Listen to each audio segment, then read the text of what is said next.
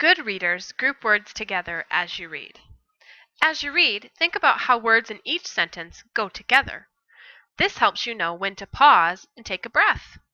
I'm going to model that with your teacher read aloud this week called A Hopeful Song. Remember to listen carefully because Miss Kelly will have questions for you about what you just heard. A Hopeful Song. Excited and nervous, the children filed into the brightly lit room. They took their places in front of an audience of important leaders, including the President of the United States. For a minute the whole room was silent, and then, smiles on their faces, the children began to perform. Music filled the air as the children stomped, danced, and sang. Soon the President had a smile on his face, too.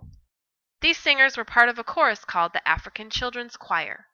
The chorus is made up of children aged 7 to 12 years old.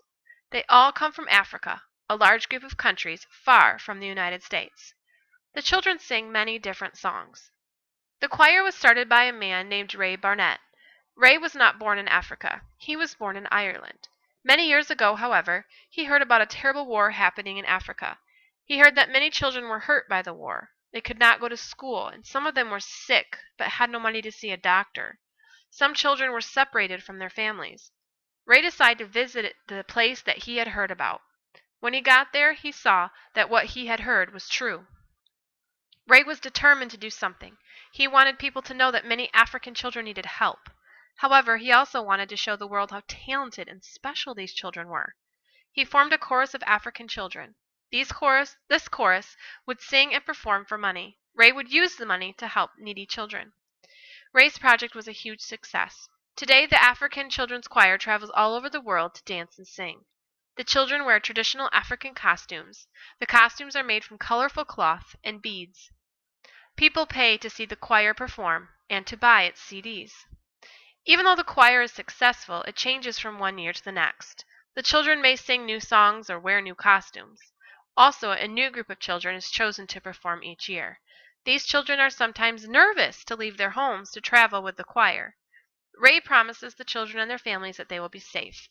He also assures them that they can attend school when they return home at the end of the year. Many of them would not be able to go to school otherwise. The African Children's Choir has become famous for the energy and enthusiasm it brings to concerts. It has performed for world leaders and even appeared on television. More importantly, it continues to help African children grow up healthy and attend school. It also gives the rest of the world a chance to hear young African singers' bright, hopeful songs. All right, now it's time to answer some questions about what you just heard. I'm going to ask you 3 questions. After each one, please pause the video and have a short discussion with your learning adult. What clues tell you that this reading is true and is not made up? How did a man from Ireland start a choir in Africa? How does the African Children's Choir help African children?